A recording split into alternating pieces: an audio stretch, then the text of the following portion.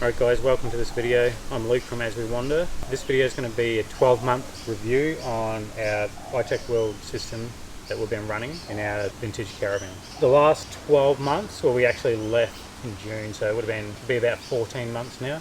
We've left the east coast of Queensland, travelled through the Queensland outback, we went into the NT, Kakadu and Litchfield, cruised across the Kimberleys, out to Broome, down to Exmouth, did Margaret River, all the way across to Esperance, all the way back up to Exmouth, back up to Broome, back across the Kimberleys, went up to East Arnhem and back across to Queensland. All of this gear has been given to us. They sponsored the fit out or build series of this vintage caravan, and they gave us a whole kit that you guys can look at on their website. It's just called the As We Wander kit. We do have a discount code for you, As We Wander, or As We Wander 5, I can't remember. One of them. I'll put it on the screen. That gives you a 5% discount. Alright, so just a run through on the equipment that we've got. So we've got two of these iTechworld 240X Pro batteries. So it gives us 480 amp watt. 3000 watt inverter, the 40 amp AC charger, 40 amp DC to DC charger, and the 40 amp solar controller, which is linked to, at the time of the install, was 3 panels on the roof, which was 450 watts. We added another 150 watt solar panel onto the roof, so that gives us 600 watts on the roof in total, and then we also added this 300 watt solar blanket, so it's given us 900 watts all up. So we found with the original amount of solar, it just wasn't cutting it for like a long-term stop. It was fine when we were traveling and always towing, because we got that extra boost from the alternator. Another thing that I also changed, recently I had the iTechworld shunt and battery monitor. I changed that to the Victron one, Bluetooth to your phone. Main reason for that was it's really good at storing information, and I can show you guys all of that soon. We're also going to do a capacity test in this video on the two batteries after 14 months of use. I'll just pop up on the screen the Victron thing now. So in the last 11 months I've had this Victron shunt. We've consumed 40,000 amps out of these batteries. So I think that's a lot. I don't know what the average yearly amp usage is out of a caravan, but to run 40,000 amps through these two batteries is just a lot. So I've been really happy with the performance. So we're going to get it right into that. So with our travels, we do a lot of remote traveling, not caravan park people, barely plug into power. If we do, it's either we're desperate for a spot because there's nowhere else to actually get. That's basically it, just desperate for a campsite. I'll give you a run through on things that we use, what appliances we got. Our main one will be the double induction cooktop. That's probably the biggest power user. We've got air fryer, a coffee machine, coffee grinder. Another big one is Starlink, not big amps, but it just constantly draws. We've got like a rice cooker, got a blender. I don't know, there's lots of things in there. So besides the appliances, we've still got all our 12 watt stuff like fridges.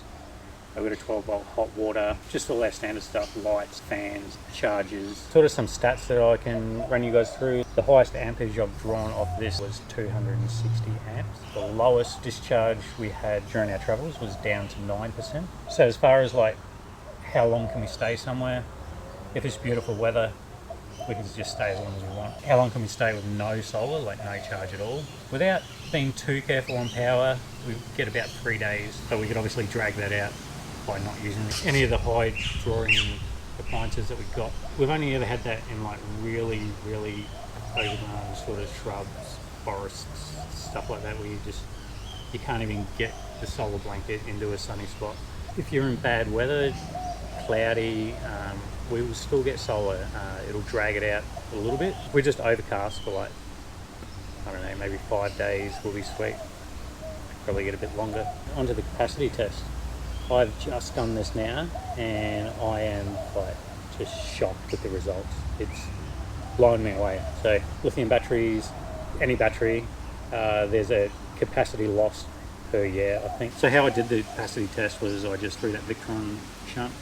I could just measure the consumed amps. It took me over 24 hours to run the battery completely dead. I ran it until the battery went into safe mode, shut off, and said no more.